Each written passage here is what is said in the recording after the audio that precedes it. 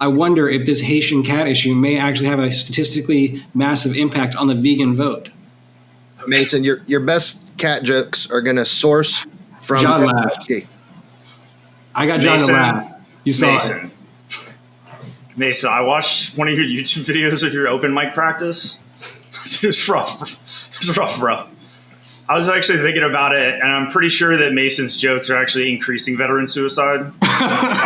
Shit. Mason, you're... Boom!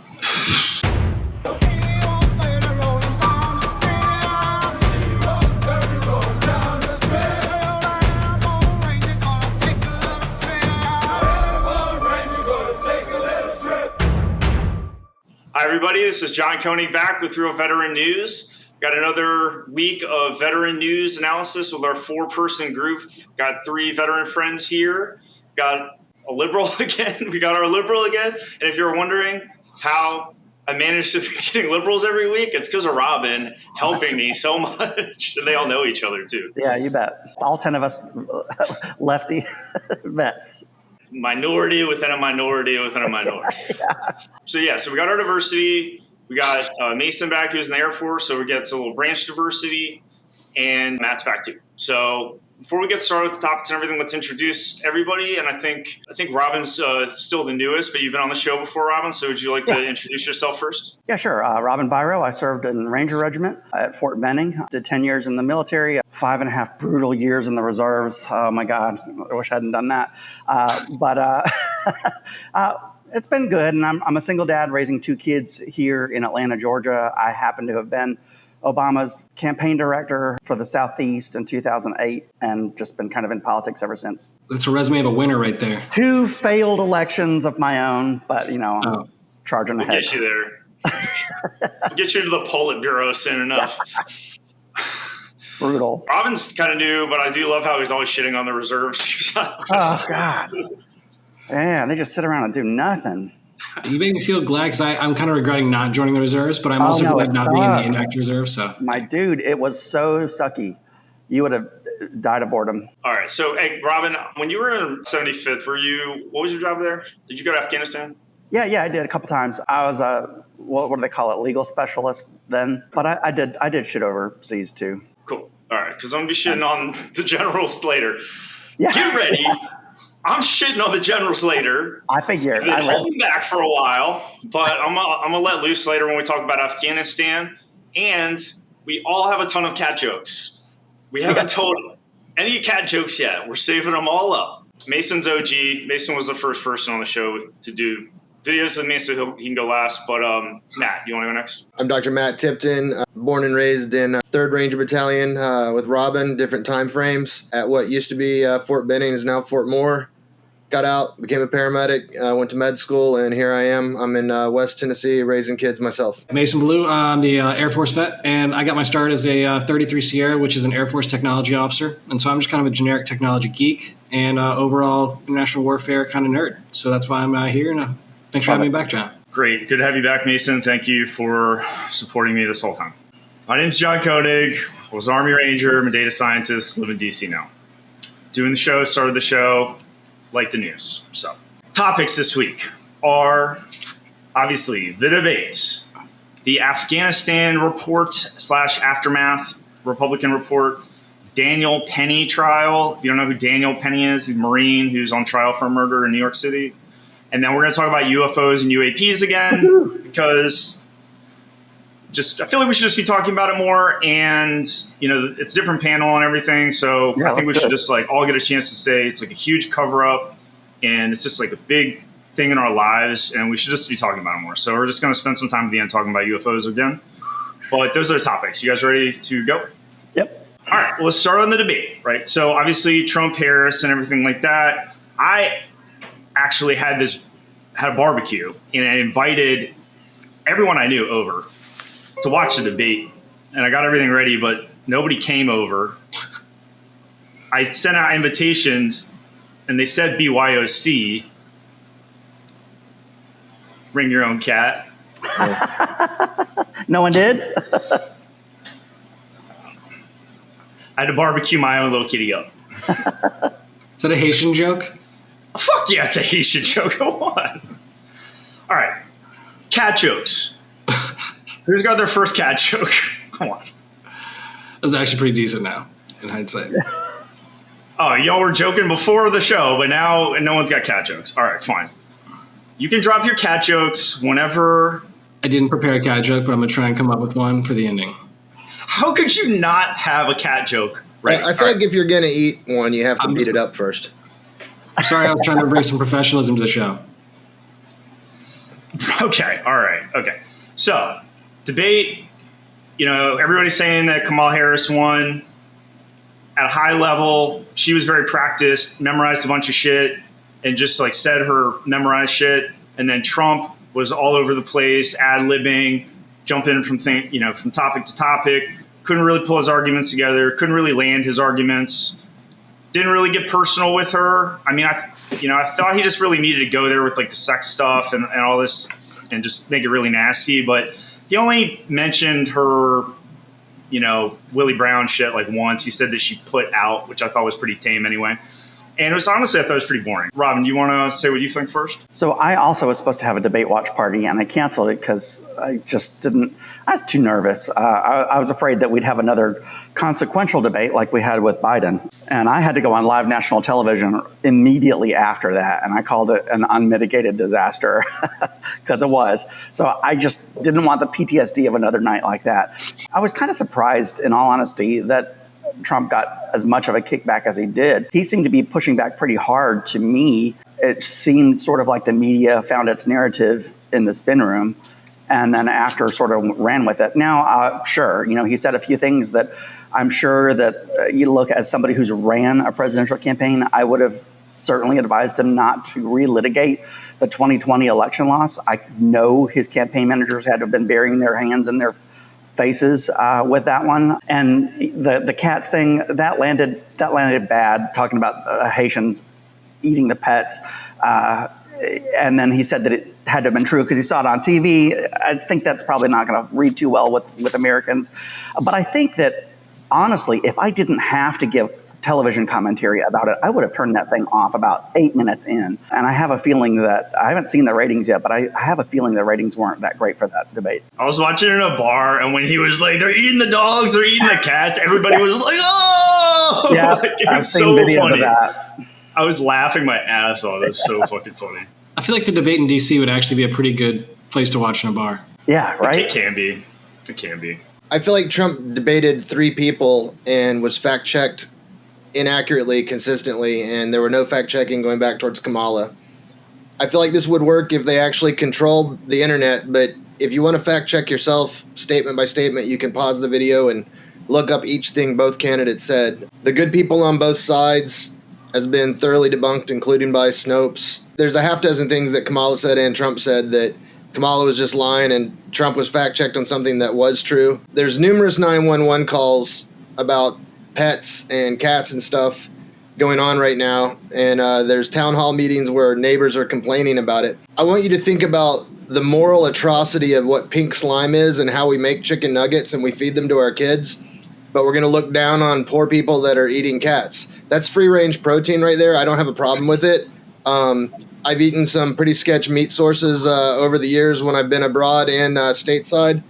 I was poor my first semester of paramedic school, and I got a trapper's license in Florida, and I would catch invasive Muscovy ducks and eat them, to the horror of my neighbors who were very upset every time I did it, but it was all legal. I had a card, so... He is Haitian. I guess my question is, if 15,000 Haitians are in that small town and 3 of them are upsetting neighbors by eating cats and ducks, is that a big deal, or is this something that 80% of the 15,000 Haitians are doing?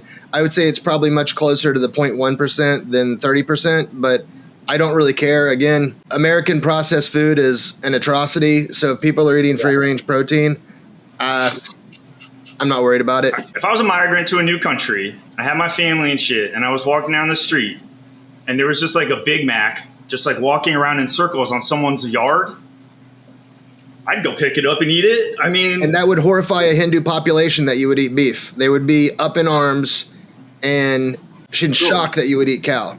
And we love our cats, but cats are devastating to the wildlife population, and if there's feral cats, they need to go away. So I don't have a moral problem with humane killing and eating of animals. Now, if they're We'll get some more Haitians up in here, and we'll get rid of all these stray cats and shit.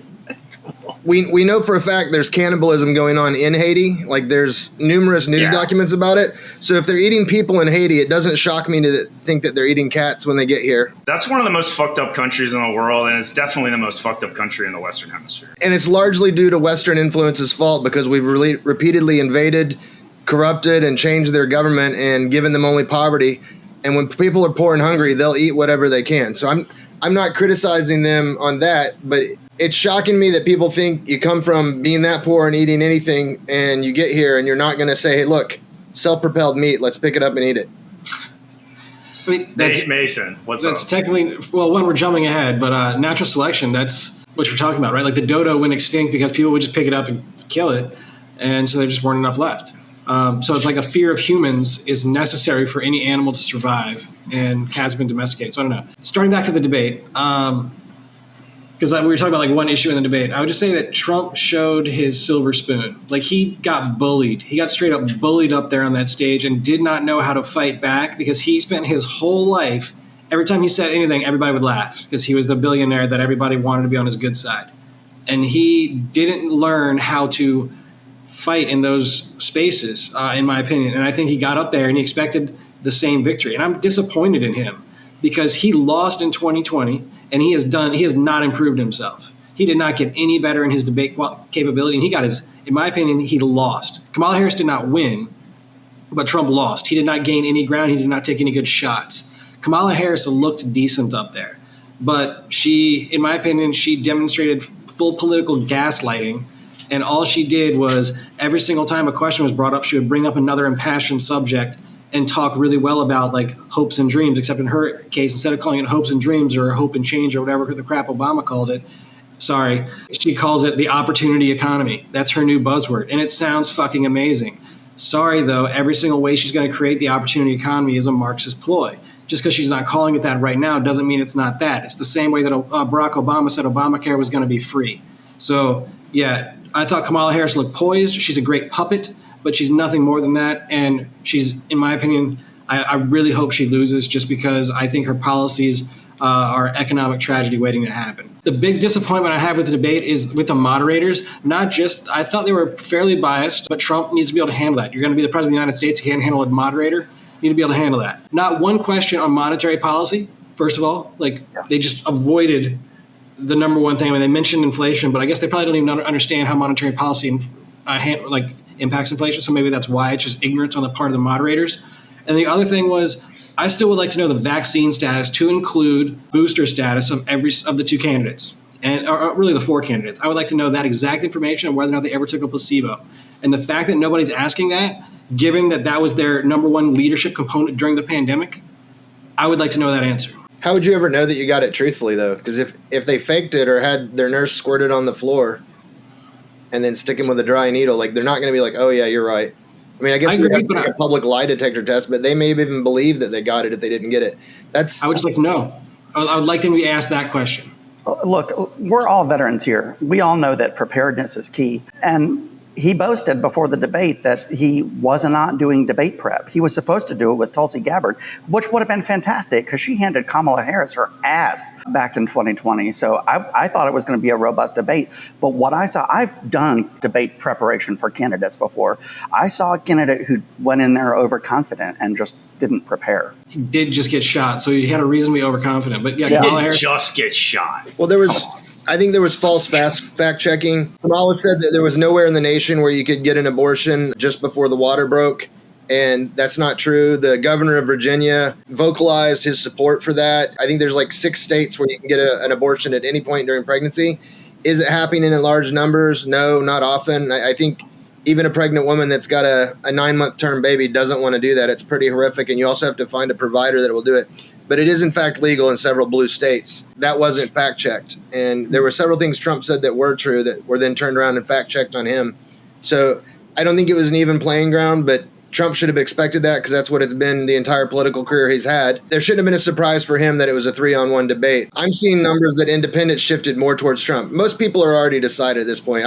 I've not met anybody that's truly honestly saying, I don't know who I'm going to vote for. I personally have been thinking about Trump and his performances. And I think, honestly, that he is just better in a primary with more people. Like, when he's one-on-one, he's not that good.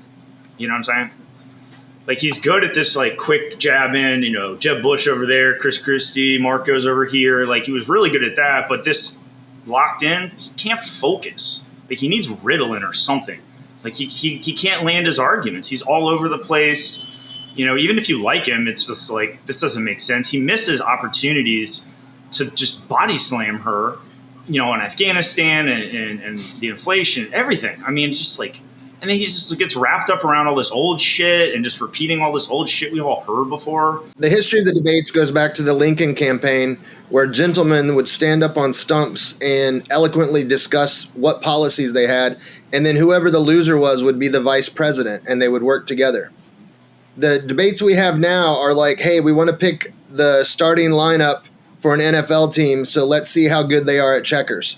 Like, good debating doesn't transfer to a commander-in-chief or a policymaker. I mean, it's a way for us to decide who has some better points, but it's a personality thing. Trump kept most of his promises from when he ran to when he was elected in the 4 years he served. Most politicians will say whatever they want in debates and primaries to get in office, and then they're going to do whatever their financial backers want them to do. Exactly. And that's Kamala Harris. I thought his best line of the night was when he said that she's co-opted so many of his policies that he wanted to send her a MAGA hat. I thought that was actually really effective. And Biden put on a MAGA hat this week, coincidentally. He sure did. I did see that. Weird, very weird thing for him to do. Watching the debate, I, for the first time, felt like I understood Trump derangement syndrome, because I was just annoyed with him the entire time. I wanted him to stop speaking. I didn't want 4 more years of that, just listening to him talk. Not even just because of how, like, just bad he was there on that debate, but just because of the outrage that the left is going to have. It's just going to be annoying. Like, when he wins, do you realize how annoying the news is going to be for 4 years? I will be a part of that. Yes, I do know. Mason, I got to hear this cat joke before the end of the episode, man. Come up with a cat joke. You better. You're supposed to be some comedian. So RFK Jr. went on Neil Cavuto and said Trump decisively lost and said that he was all over the place. Trump hated that. He attacked Cavuto. I don't think he didn't attack RFK Jr. because he still needs him. I mean, he was super pissed off about this. What do you guys think about RFK? I hope RFK and Trump stay together. I think RFK has some very good policy positions on medicine and nutrition in America and autism, and I would like to see him in some role in that, and I would like to see him audit the Fed and the CIA. They're saying that Elon Musk would be doing the auditing. And Yep. The two of them together, and every week they podcast about what they found out that week. That would be great. I would watch that every week. I will say that above all else, former President Trump values loyalty. So I'm sure he did not take well to RFK Jr. saying that on Fox, on Neil Cavuto's show. Neil Cavuto, of course, is more left than I think just about anybody there. The only person that was further left than him was Shep Smith, and they got rid of him. We also saw Lindsey Graham, and we've got to talk about this. Lindsey Graham said some pointed things about him, and I think that the fallout from that has been significant. You look at what Laura Loomer's been saying. She basically outed him repeatedly on X, formerly known as Twitter. They seem to be going after Lindsey through her. I don't think they're going to say or do anything to denigrate RFK. I will say that I've seen a lot of pictures of him supposedly eating a grilled dog. I really don't care. I don't know the context of any of that. I don't even know if it was actually a dog. But it's been going around in leftist circles, I'll tell you that. Robin, let me ask you a question. Yeah. All right. So Trump has been doing a lot of this, like, comrade Kamala, Marxist. He said that, like, she's a Marxist. She's a Marxist. He got that from me. I personally don't think that sticks, right? Like, she doesn't reek of, like, this extreme, like, communism stuff. She never talks about it. I don't think it really connects with people out. Maybe with, like, older Americans, like bit boomers and stuff, because they remember the Soviet Union or something. Yeah. But, like, I don't think most people really understand what a Marxist is. Thank you. I don't That's even think Trump understands what it is. Yeah, that's exactly what I've been saying. I think that if you lived through the Cold War, you know what it is. But that's only about half of America's voters right now. Unfortunately for him, he's really not been able to land a nickname for her that really sticks. Because he's tried, first it was Laughing Kamala. That disappeared within about 24 hours. But he really hasn't landed a nickname for her that sticks. And Comrade Kamala is pretty good. comrade. Like, I don't think it's got all the same about equality of opportunity. Sorry, the equality of outcome. That's like one of her big things.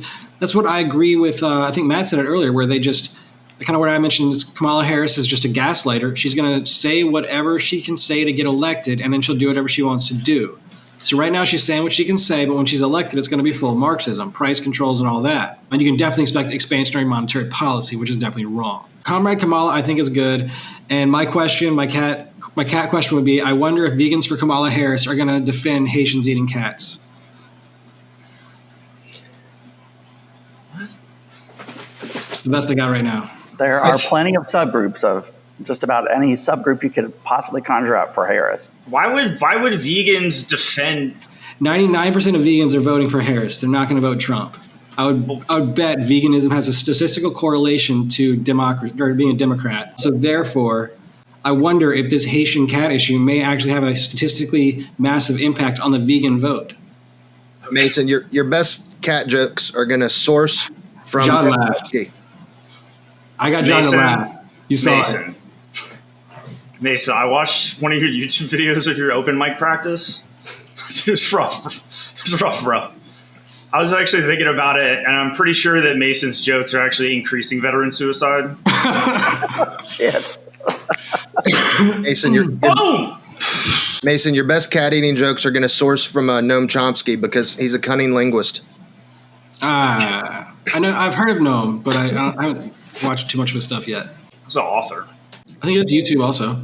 Look, I think he's got to hit her on the sugar baby thing, man. Like, I don't know why he's not just going straight for the sugar baby. I mean, that's what she was for Willie Brown. That's how she got her career started. Because it was a 3-on-1 fight, and he got on the back foot, and he lost all forward momentum, and he never recovered. He never regained the initiative. As soon as the debate started, he lost initiative. Really, from the second she went up and charged at him to get that handshake, I think that threw him off. So let's now welcome the candidates to the stage. Vice President Kamala Harris and President Donald Trump.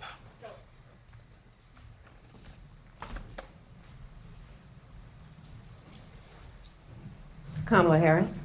Let's have a good debate. Nice to see you. Have fun. Thank you.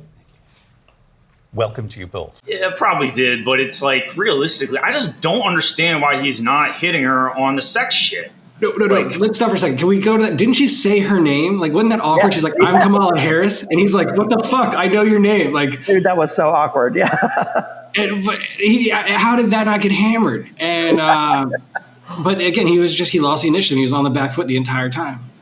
I hated her facial expressions when she was all like, and she like had her pen and she was like rehearsing in her mind or something. It was her earpiece. Somebody was distracting her. Her father's a Marxist professor in economics, and he taught her well.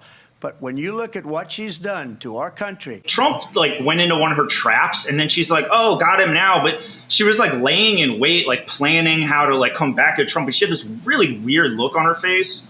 And like, that's the woman, you know what I mean? Like, she can practice all she wants and go around and like pretend like, she's like this mythical figure or whatever. But realistically, when she can't hold it together, she's just a weird middle-aged woman. Honestly, okay. I don't mean to use the weird shit because they're saying that with the Republicans, but like, she's weird.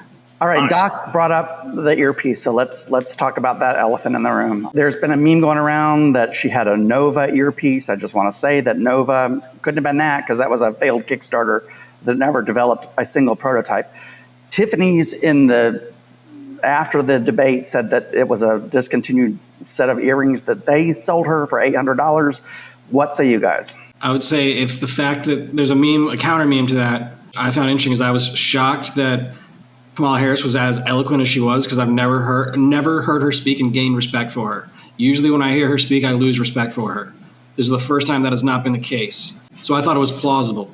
However, the counter to that is another good meme that I saw was like, if you're claiming your opponent cheated, then it's proof that you lost. Yeah, I would also say that even if she did have an earpiece, that's not what made him say some of the crazy stuff that he's getting hammered for now. I would have expected more data, facts, numbers, if she in fact was wearing an earpiece, just objectively speaking.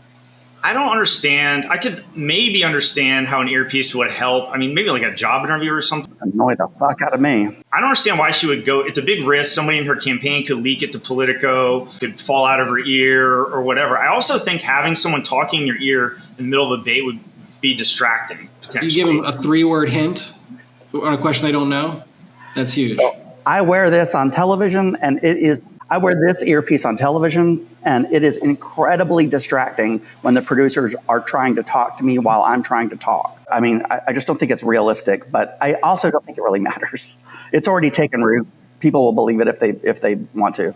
One of the funniest video clips of all time is when somebody keeps talking in Bill O'Reilly's earpiece and he loses it. Yeah. Fuck it, we'll do it live. Yeah. All right, go. In 5, 4, 3. That's tomorrow, and that is it. Okay. In 5, 4, 3. That's tomorrow, and that is it for us today. And we will leave you with I can't do it. Okay. We'll do it live. Okay. We'll do it live. Fuck it. Do it live. I'll write it, and we'll do it live. Right. Fucking thing sucks. In 5, 4, 3. That's tomorrow, and that is it for us today. I'm Bill O'Reilly. Thanks again for watching. We'll leave you with Sting and a cut off his new album. Take it away. I'm dubious on the earpiece because that means there's a signal, and if you don't think there's people in there with scanners that are looking for stuff like that, and that would be devastating to have the transcript or the audio recording of, somebody coaching her coming out. I do think it's highly likely that the debate moderators or somebody gave her the questions ahead of time and she was coached on them. That's very easy for me to believe. It's been done multiple times in the past.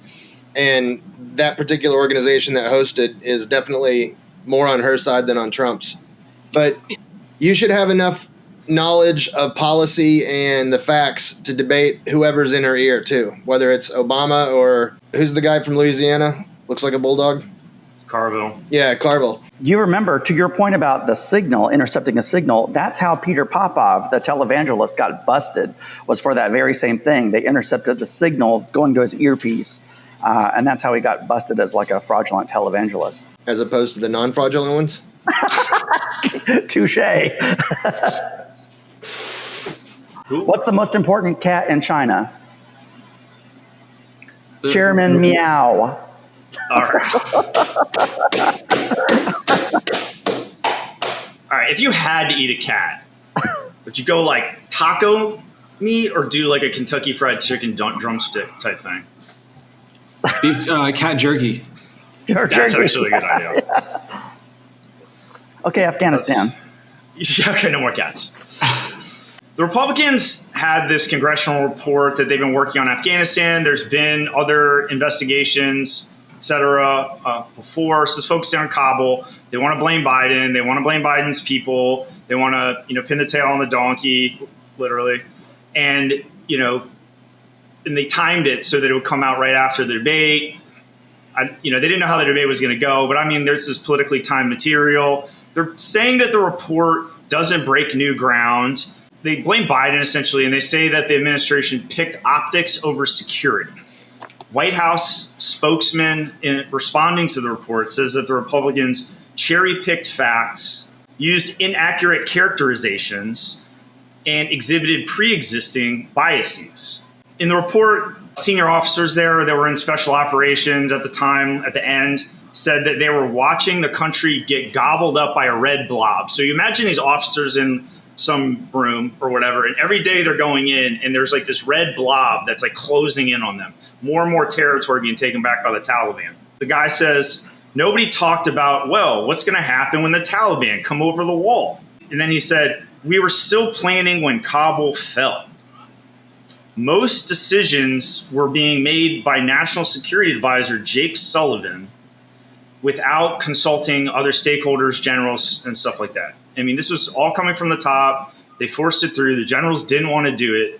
I'll talk about the generals more later, but the crux is with the generals. Some shit like this is going down. You have to be like, this is a bad idea. We're not doing it. Retire. quit, retire, make a stink, go on CNN, say, this sucks, don't do it. But like you didn't, you just took your orders and just went. So we'll get into that more later, but what do you guys think about the report? Start with Mason. So I got a couple notes here.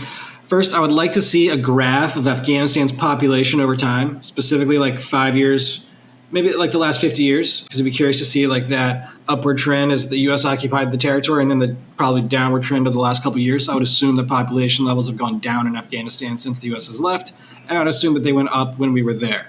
So I think that would be a good graph that I would like to see in the future. You think they're not fucking in Afghanistan, Mason? It's not that I don't think they're fucking. I think there's got a lot of sex slavery going on over there, so there's definitely fucking. Dude, you go into these people's houses, dude, they got like 15 fucking kids in there. Like there's no way the population's going down. They've got massive amounts of kids. I'd say we dropped enough bombs to make it go down on our initial invasion. All right, that's possibly true as well, but I just think that they've probably had some retribution, and I'd like to know how much. The next thing is on the withdrawal.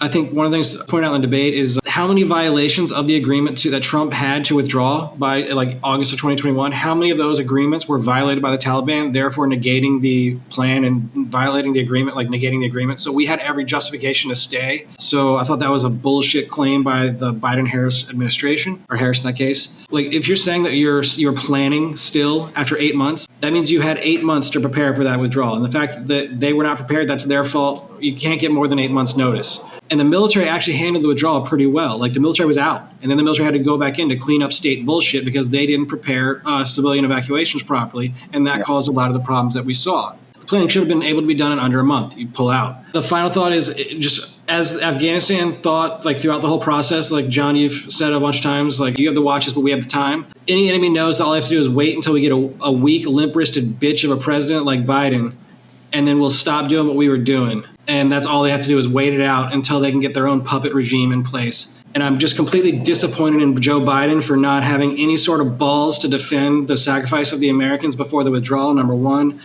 And I think that's culminated in the fact that neither Biden nor Harris showed up for the anniversary of the wreath laying. And that's especially after Biden forgot that no service members died under his watch. I think Joe Biden's an absolute disgrace as a commander-in-chief. And again, the final thought, the fact that every time they blame it on Trump and say that this was his plan, it's all his fault. That's Jocko Willink is famous for extreme ownership. And I just hear Kamala Harris doing the exact opposite of extreme ownership. And every time she claims that it's not her fault and blames Donald Trump, all she's doing is demonstrating that she does not have the capability and she's unskilled and unqualified to be commander-in-chief, unqualified for the position she's running for. You're just swinging on Navy SEAL nuts, aren't you, Mason? I just think it's hysterical that I was going so above and beyond to set up a good culture for that company. And they were like, fuck him. Why would sorry, I just think that's funny.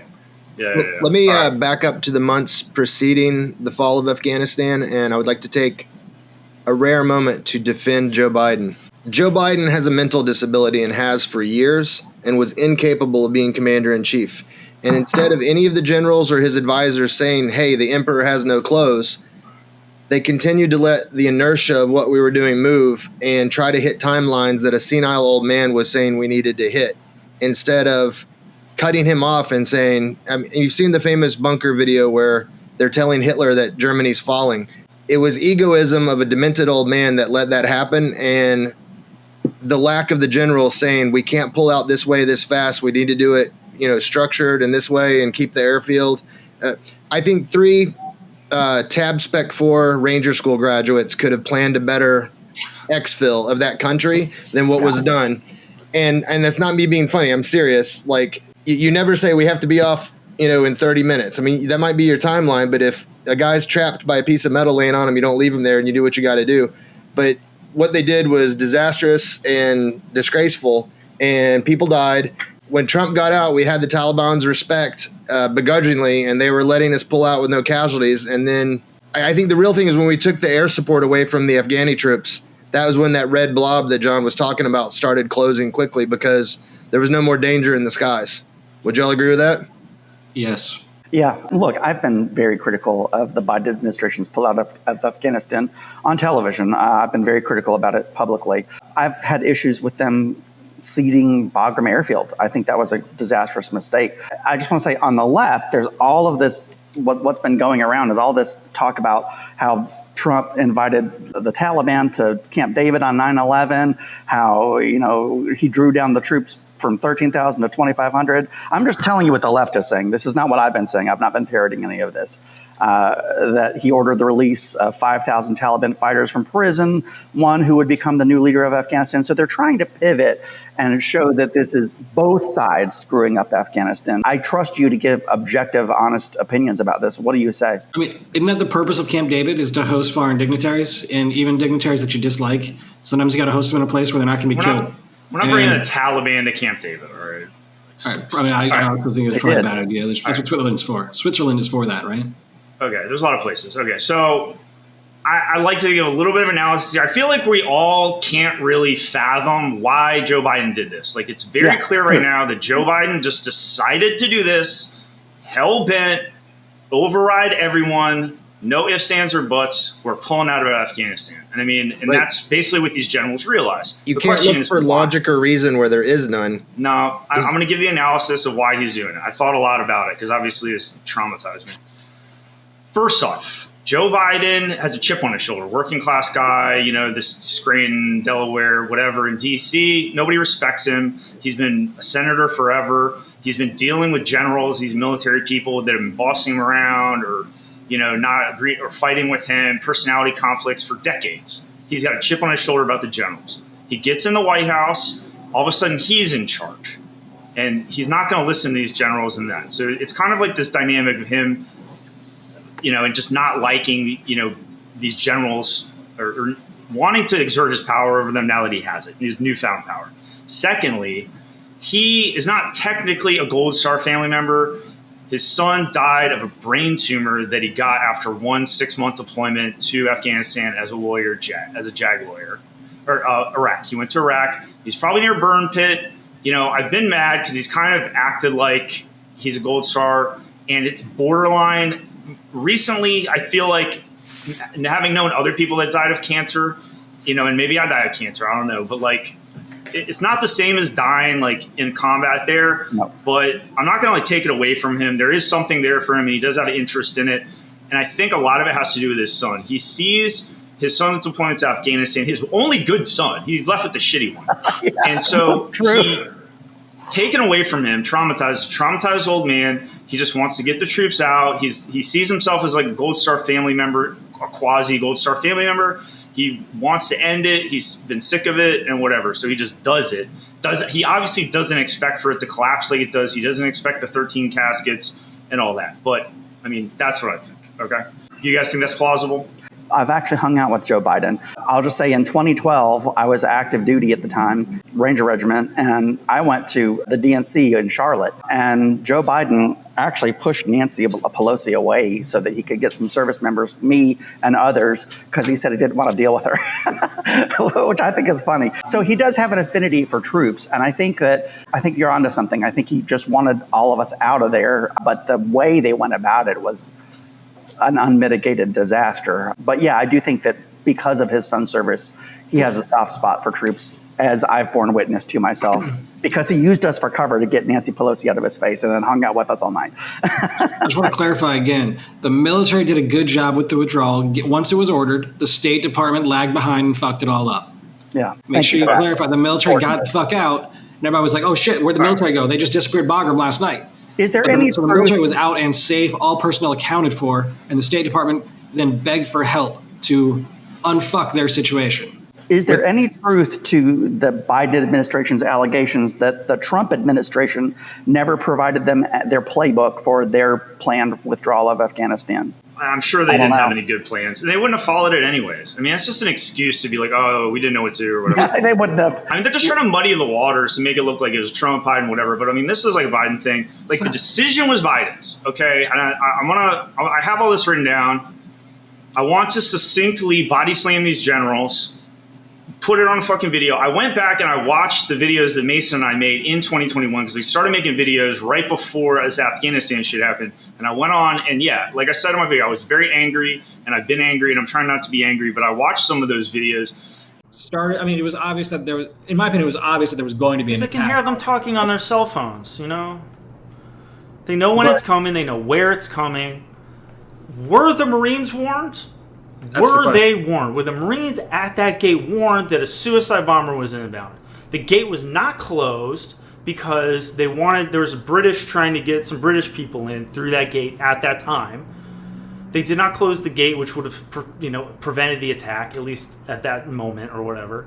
And they didn't take any action. And I want to know if these people were warned. Did these Marines know that this was coming in? Probably not, right? Like, they were hung out to dry by the leaders. And if we remember what happened, it was over a couple of weeks. So it was like Bagram fell, and then essentially everything collapsed into Kabul. They came into Kabul like really, really fast. And then they got surrounded at the airport. They were there for, I think, about like 10 days or something like that. Then the 13 got hit. Then there was the righteous strike. And then they pulled out in the middle of the night. So, I mean, that's like the basic timeline. Is the righteous strike righteous? I thought we always some debate about that. So righteous, yeah. What I'm saying right here is, like, there's a lot of shit that was wrong with Afghanistan. I'm just focusing on the end in Kabul and the generals that were in charge at that time that followed Biden's plan, fucked it up, and got 13 of our people killed. They let Biden go through with his plan. Where they should have been like, no, sir, like, this is not going to work. Taliban's going to come in. Americans are going to be stranded or whatever. And they should have quit. Instead, they knew this was going to happen. Everybody knew it was going to happen, but nobody wanted to risk their career or speak up, right? What about your boy Ahmad Mahmoud Shah? Shut the fuck. Were you in Afghanistan? Just shut the fuck up till I'm done. All right? They pulled the fucking contractors out. They turned over Bagram to the ANA, and then it just fell right over to the Taliban. They let out the prison with all the worst motherfuckers in Afghanistan. The bomber was in that prison, so he's out. They freaked out. They rushed in personnel. They rushed in these Marines, these young people, and they put them in indefensible positions. They could not defend themselves. They hung them out to dry. They withheld authority to deal with threats. They weren't allowed to shoot people. You kept them out there way too long. They were out there for days and days and days. And you only did it for politics so that you could just evacuate as many random Afghans as you could to juice the numbers up so that Jack Kirby can go on press conference and say that, oh, we got 55,000 Afghans out or whatever. It's like, who fucking cares? Because you kept these young people out there way too long. And they were at risk for what? For these people that did nothing for us, most of them. There was a warning that the threat was coming at Abbey Gate. You didn't close the gate because, again, they wanted the numbers up. So they left these people out there. They didn't tell them that there was a threat. All those people that died, all the people that got hurt, like, didn't tell them, and they just let them be out there sitting ducks. The Taliban, who apparently is their new best friend, lets this ISIS guy through. You think the Taliban didn't know this ISIS guy was coming? They're not friends, but they're like, yeah, fuck these Americans up, right? And then after they get killed, 13, families destroyed, other people, other service member that had their legs blown off are fucked up, their lives changed, their families' lives changed. Then they drop a bomb on a random Afghan aid worker's house while he's surrounded by all his children and kill the entire family. And then they go on TV in a military uniform in the Pentagon and say it was a righteous strike. We had very good intelligence that ISIS-K was preparing a specific type vehicle at a specific type location. We monitored that through various means, and all of the engagement criteria were being met. We went through the same level of rigor that we've done for years, and we took a strike. So that we did. Secondly, is we know that there were secondary explosions. Because there were secondary explosions, there's a reasonable conclusion to be made that there was explosives in that vehicle. The third thing is we know from a variety of other means that at least one of those people that were killed was a ISIS facilitator. So were there others killed? Yes, there are others killed. Who they are, we don't know. We'll try to sort through all that. But we believe that the procedures at this point, I don't want to influence the outcome of an investigation, but at this point we think that the procedures were correctly followed and it was a righteous strike. I mean, that's why you fucking suck and you should all lose your jobs. Nobody got fired. And, you know, they have disdain for us. Like this Jack Kirby email where he says, no use in responding, you know, basically saying we're just all like conservative veterans complaining about Afghanistan. All veterans are not happy about Afghanistan. Robin, how do you feel about Kabul? I've lost my train of thought because there's a bit of breaking news that Donald Trump There were apparently shots fired near him again. Fucking serious? They're reporting that he's fine. The campaign is reporting that he's fine. We don't know anything about this other than there are shots fired near him in his vicinity in Florida. But I'm sorry that distracted my train of thought. But yeah, screw these generals. Well, okay, Robin, let me ask you. So Jack Kirby, you know who he is, right? Yeah. Pentagon spokesman. Mm-hmm. So he says in an email, he doesn't think any reporters are on. He says, no use in responding to these Afghanistan criticisms. It's all just veterans of the same stripe. Like, you're not of the same stripe. Like, you're a Democrat, right? Like, we're all basically conservative. But, I mean, you don't like it either. So no, I don't fucking like it. He's dismissing you, you know what I mean? Yeah. Like, the truth. Beyond Biden being demented, I want to offer a more nefarious option. We know that $50,000 or more, probably in the millions, has come from China and flowed into the Biden family. And this is House.gov documentation of this. It's testimony on the House floor. Over the past 10 years, Chinese influence has gone into the Biden family, both when he was vice president, when he wasn't in office, and when he's president. How much Chinese influence is there in Afghanistan, and how much are they benefiting from lithium mines and other mineral resources? They moved in to help rebuild Afghanistan, and they're getting all sorts of financial benefit with none of the ill will that the Westerners have from the Taliban for the 20-year occupation. There's a famous scene in the movie 300 where she stabs the senator and the bag of gold coins with Xerxes' face on them hit the ground. Remove her from this chamber before she infects us further with her inglorious and shabby self.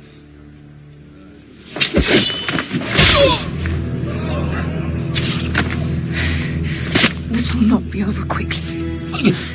You will not enjoy this. I am not your queen.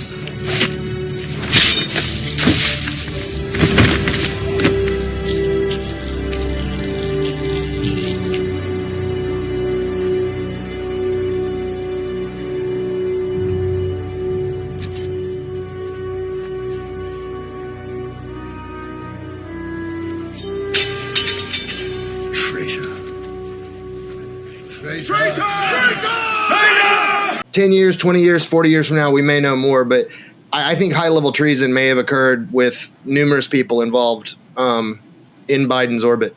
And Biden might have been too demented to even know that it was occurring, but Hunter and other people may be behind that, and all sorts of handlers.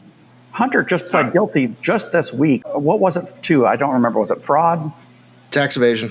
Tax evasion, yeah, that's what I thought. And I think the gun thing is still on the table somewhere. All right, Mason. Sorry for telling you to shut up. I'm frustrated about Afghanistan. No, I appreciate the passion. I like the fire.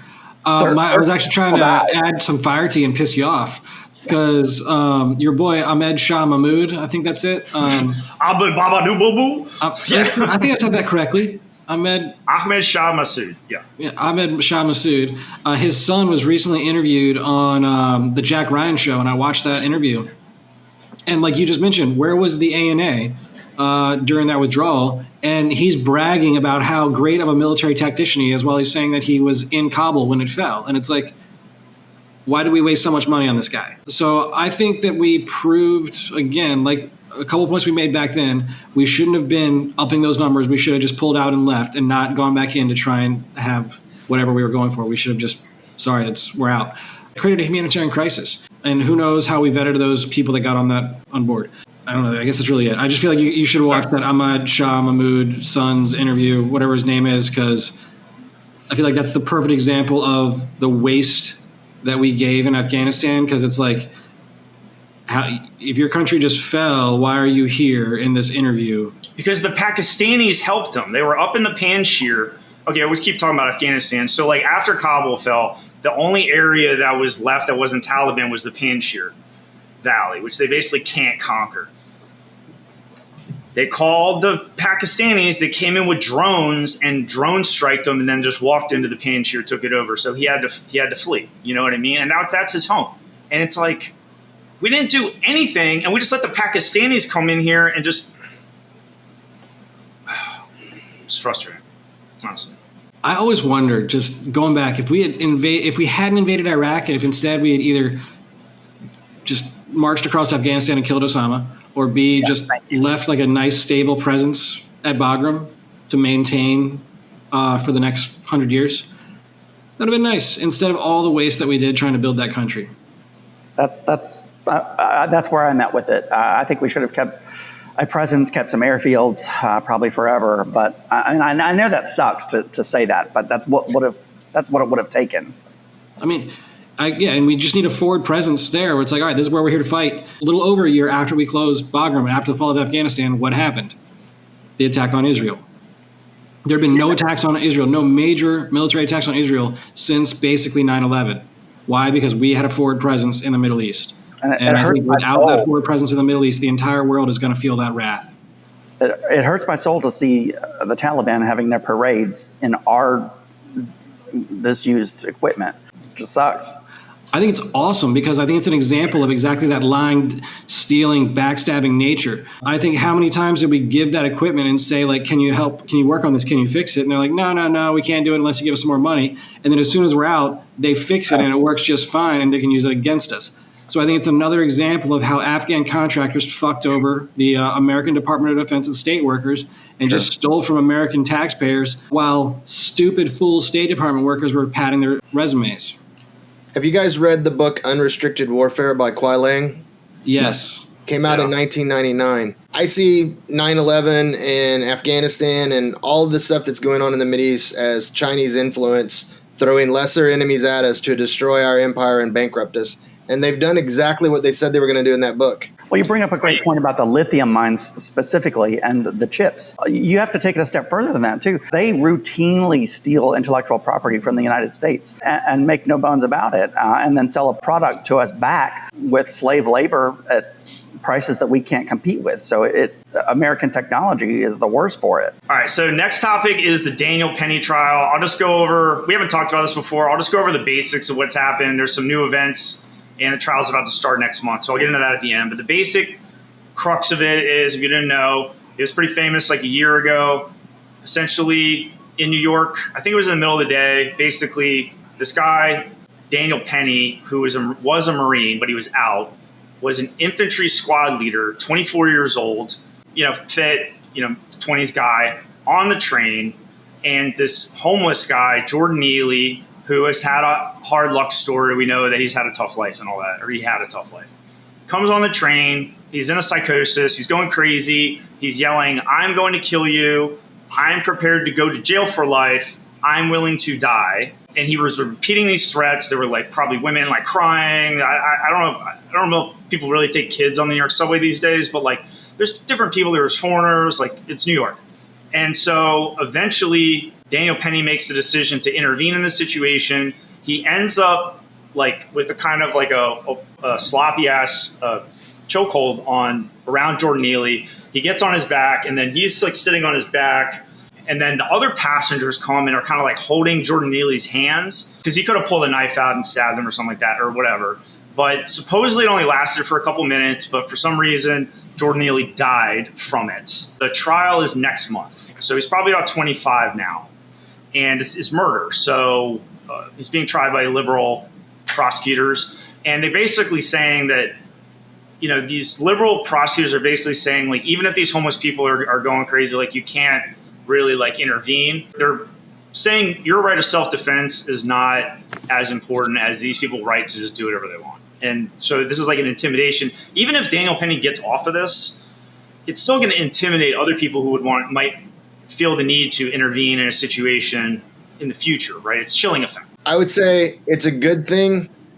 Force the liberal prosecutors to put their opinion on paper and make it public. 80% or more of Americans are going to go with, you should be able to defend yourself. Two of the people that were help holding the guy down were African American as well. I've seen numerous witnesses. I haven't seen one witness to it say that it shouldn't have happened. If you're out making wild terroristic threats that I'm going to kill you, I'm going to kill somebody, I'm going to do this, and an unarmed person basically man-hugs you and your body's so frail and weak that you die, I don't care. He should have tapped. He didn't, whatever. It would have been nicer if somebody had noticed, but...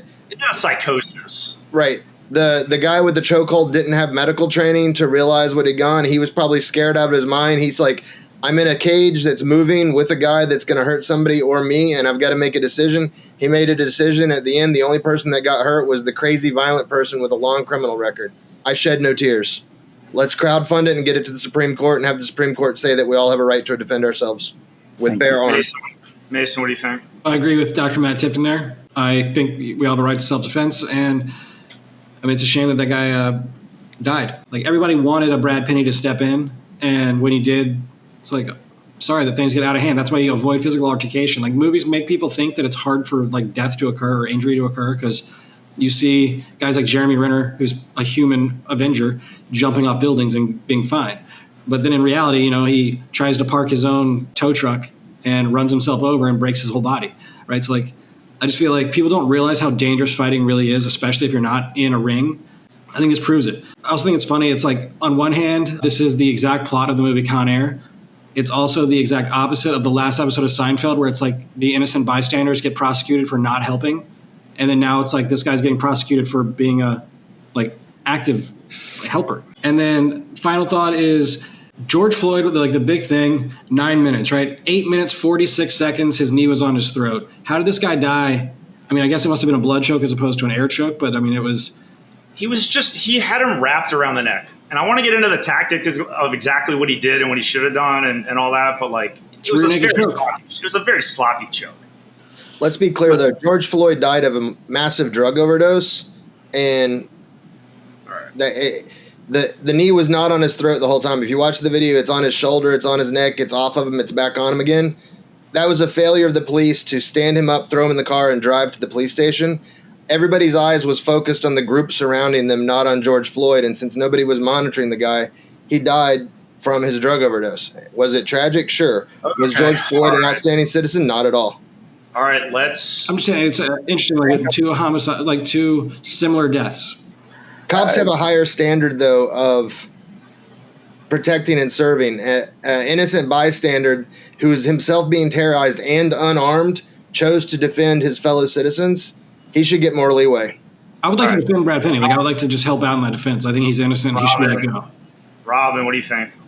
I think that the couple that videotaped this thing that were tourists from Europe need to come up off that video, that they took video of it. There were bystanders who took video of it. And all that we can find out about them now is that they're somewhere in Europe and they're refusing to testify before the grand jury. Someone died. This is important, and this also underscores the need for mental health treatment for our nation's homeless. So many of them suffer from schizophrenia and extreme mental illness. Robin mentioned the Europeans. So apparently there was a male-female, we don't know anything much about them, that were on the train and they videotaped the whole thing from an angle, and they're saying that the video could be beneficial to Penny. They went back to Europe and they won't provide the video and they won't say where they are and they won't come and testify. Robin thinks they should. I personally, why the fuck would they? They're Europeans. They don't give a shit. They do not want to inject themselves into the middle of this like race war, and they'd have to get lawyers. I mean, think about how much money they'd have to pay on lawyers. They could get sued by one side or the other. They're like, hell no, we're just going to stay in Europe. Fuck you guys. Like, good luck. Which, I mean, I get. I mean, it would be nice if they just like posted on YouTube or something so that at least could be brought in. Yeah. But I definitely understand them not testifying. I mean, they don't care. They're Europeans. So, do you want to fly halfway around the world to put yourself in the one place that was probably the most dangerous and violent thing you've ever seen in your entire life? Well, they're traumatized. Think about it. They're Europeans. They're on like some love vacation. They're in New York City, great city. They're on the train. All of a sudden, crazy guy comes in. Then this white boy kills him in front of them while they're videotaping it. I mean, like, your vacation essentially is kind of tainted at that point, So they're probably traumatized from it, and they just don't want to be involved. However, on the other side, Daniel Penny, if you say he was protecting everybody, he was basically protecting them. So it's like this American sort of protected them, and then they could help him, but they choose not to. So I just want to say, of all places to vacation, I sure as shit wouldn't want to go to the subway of New York City. I mean, it's okay most of the time.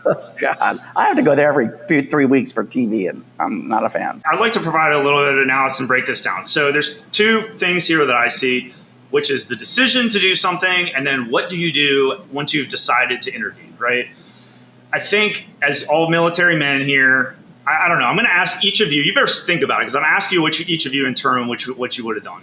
But it's like there comes a point where like you have to do something. Like we all realize that, And so the decision that Daniel Penny made to intervene in the situation, I mean, he was the one there. It was his decision. He made the choice. Okay, now what does he do once he's made this decision? Apparently, he tries to what he probably did is waited for Jordan Neely to go past him. He stood up and wrapped him up from behind and then took him to the ground. He probably figures, I get this guy on the ground. Everybody else is on my side. We'll wait it out until the train stops. We'll all get off the train and never see this guy again, right? So he's got him wrapped up like this. He's not from New York City. He probably didn't really understand how long the subway was. He probably didn't understand that Jordan Neely's body was in a vulnerable health condition and that he could easily die. And then Jordan Neely was fighting, because he was in a psychosis. If he was going to choke him out, which I probably wouldn't do the choke thing, you got to just put him to sleep. You know what I mean? There's no reason why he should be choking him for 2-3 minutes like that. I mean, that's not a chokehold. That's like a neck grab or whatever.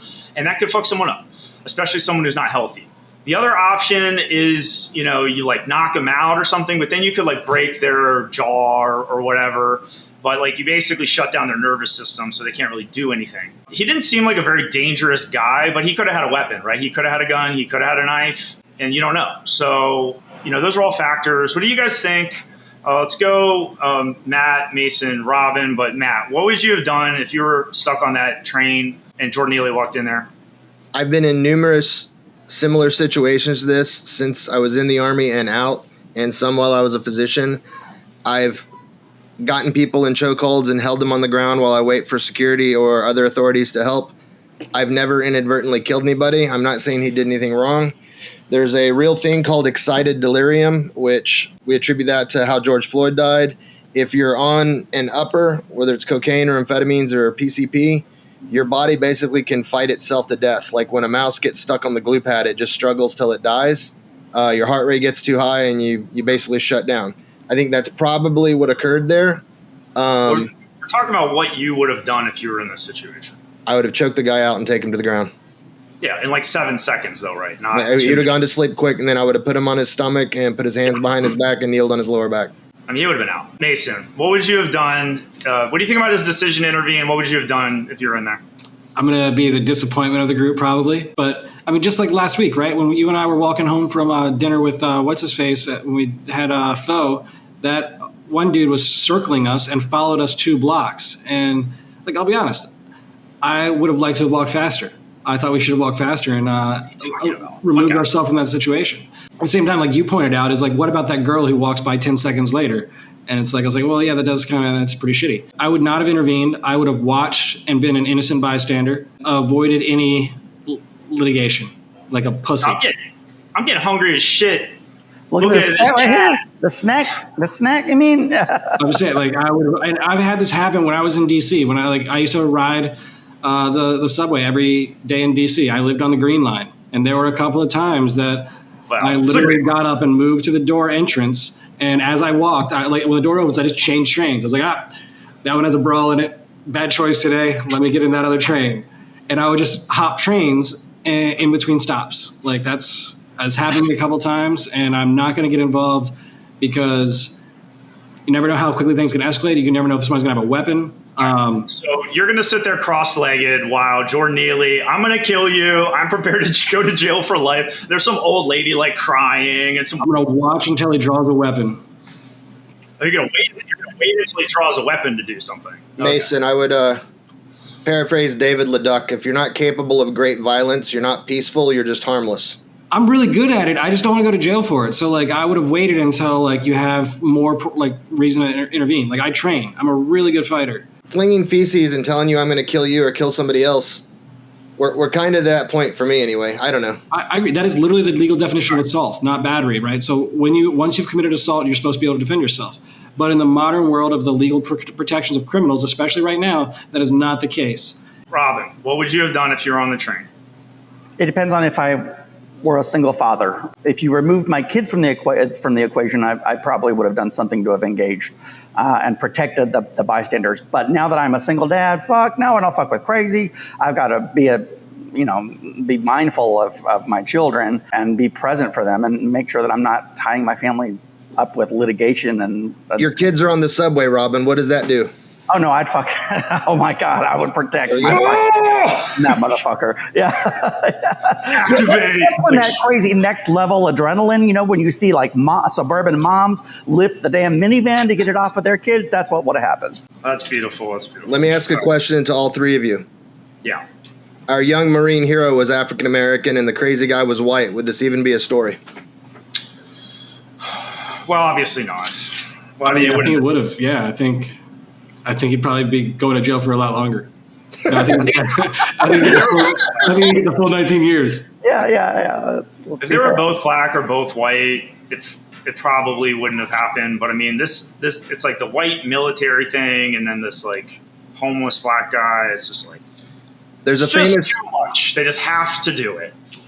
There's a famous Roman statue of a German soldier that looks just like the Marine. I don't know if you've seen it. I'll text it to you later. I hope you can really. But we got some time for UFOs. There is a new government official who is breaking the silence.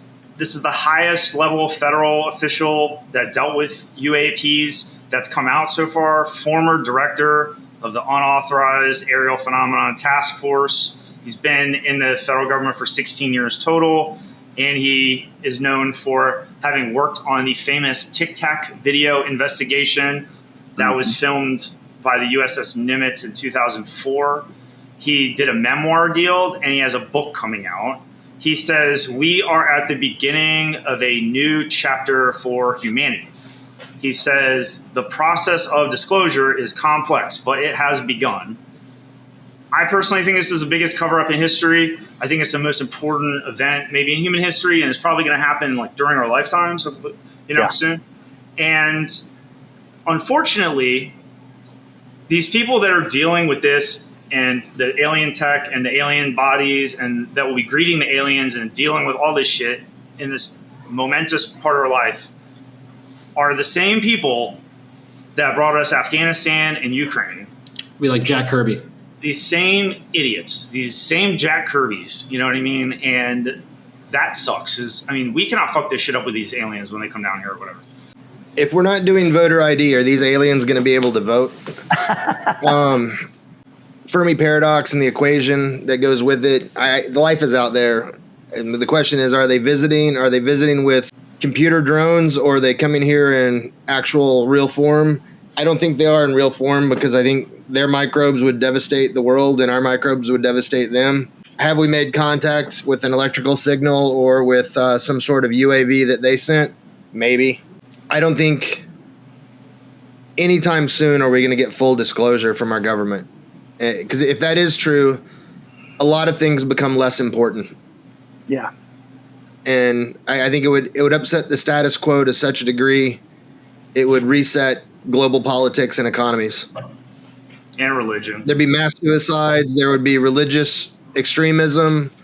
Okay, this guy's name is Jay Stratton. I forgot to mention. It seems like this guy's trying to make a lot of money off his career, and he's doing it by writing a book instead of having good technology or anything like that of use. So I'm not going to be high expectations on this, but I do, again, believe in aliens because it just seems mathematically likely. They're probably already here, and I would agree that right now would be a good time for aliens to start making contact, because if you think about like even 300 years ago, the ancient world, people wouldn't have been able to handle that, especially with like as more theological dictatorships in the world. Like right now, people would be like, all right, cool, we can handle aliens. Like outside of like Iran, probably be okay with aliens existing.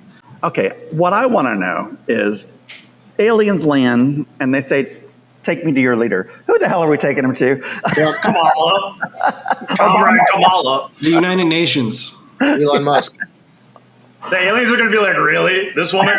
I would say the United Nations would be like the best, closest thing to a leader of humanity. Taylor Swift. Yeah, good point.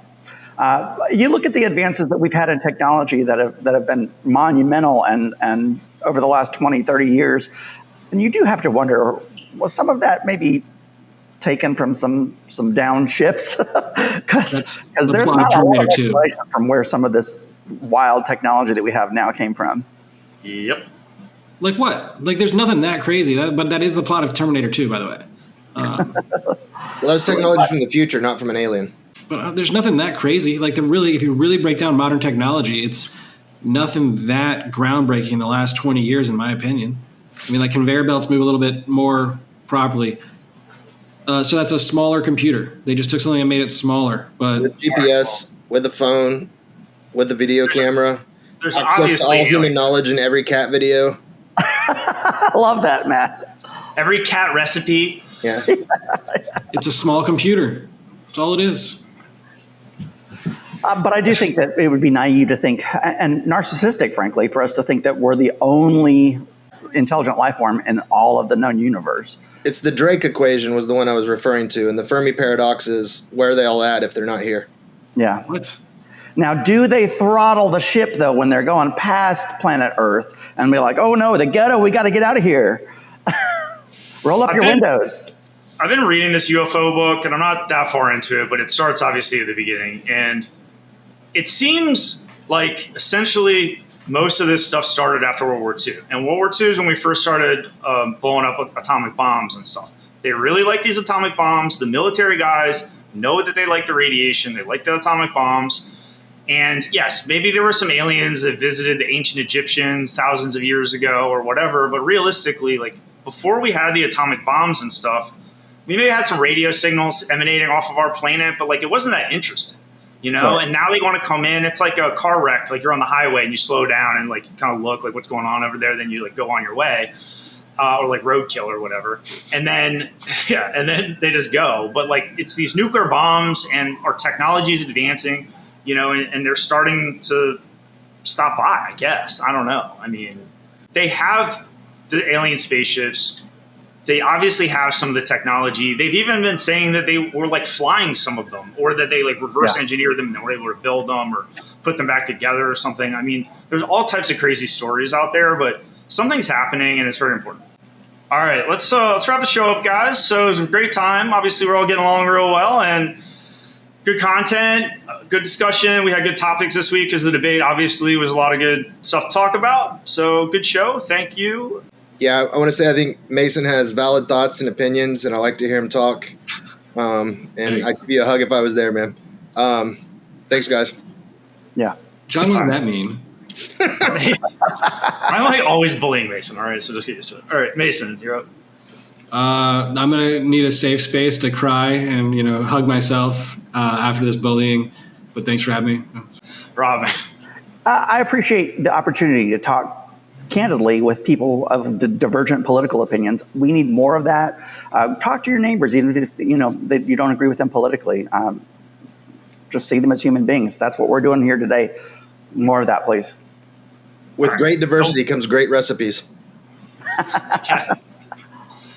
All right, yes. No bullying Robin. I will be protecting Robin at all costs. I love you, man. A precious liberal. Does that make you Batman? Oh, shit, there's no Batman. All right, well, have fun, and I think it went well. So next week, we should have a good show, planning. I think I got Phil. No, I got everyone, I think. No, but it'll be good. So just come watch again next week. Thanks for watching. Thanks. Bye.